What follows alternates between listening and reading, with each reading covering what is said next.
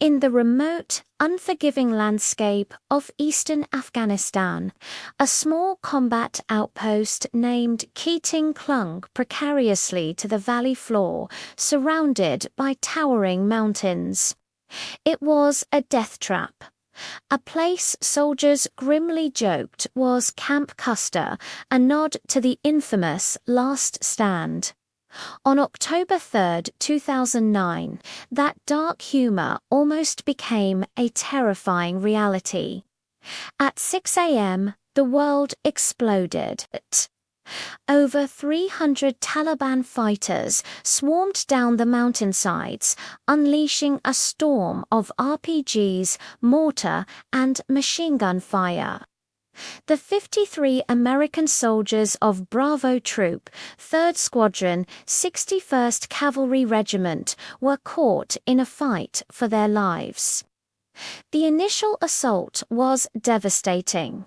The enemy had the high ground, the element of surprise, and overwhelming numbers. The outpost's main ammo supply was torched, communications were down, and the perimeter was breached in multiple locations. The command post was on fire, and the situation was spiraling into chaos. The soldiers were fragmented, fighting in small, isolated groups, with casualties mounting by the minute. It seemed like only a matter of time before the outpost was completely overrun. The battle had all the markings of a historic disaster.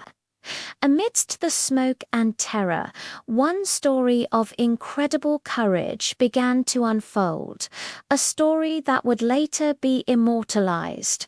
This wasn't a tale of a seasoned commander, but of a young woman half a world away, sitting in front of a series of screens at a forward operating base. Her name was First Lieutenant Jamie Leonard.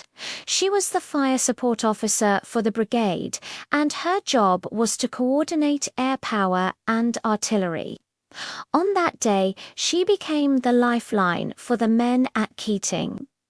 From the moment the first frantic radio calls came in, Leonard was a picture of calm intensity. While others might have been paralyzed by the sheer horror of the situation, she was all business. She had multiple radios crackling at once, relaying information from the desperate soldiers on the ground while simultaneously directing pilots in the sky. She knew Keating's layout intimately, not just from maps, but from having visited the outpost herself. She understood the terrain, the blind spots, the dead space where the enemy could hide. This personal knowledge was crucial.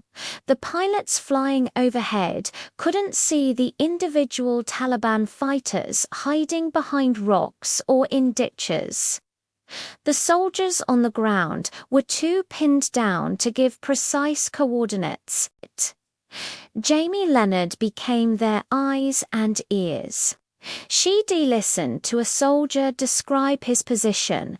"I am by the big rock near the burn pit." And she would translate that into actionable intelligence for the pilots. She would tell them, "Danger close." 20 meters north of friendly positions. It was an incredibly high-stakes, high-pressure task.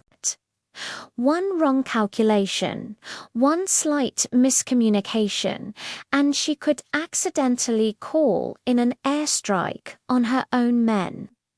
For hours, this young lieutenant orchestrated a symphony of destruction against the enemy. She talked Apache helicopter pilots and A-10 Warthog drivers onto targets with surgical precision.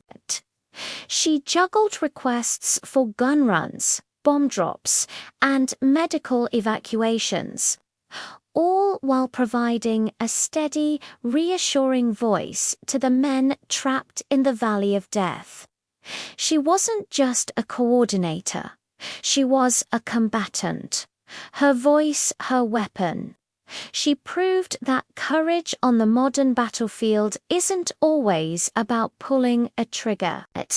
Sometimes it's about the unbreakable focus and sheer will of someone like Jamie Leonard, who refused to let her soldiers be forgotten or abandoned. Her actions that day were instrumental in turning the tide, saving countless lives in what became known as the Battle of Kamdesh. She proved everyone wrong about what one person far from the fight could do. Thank you for watching.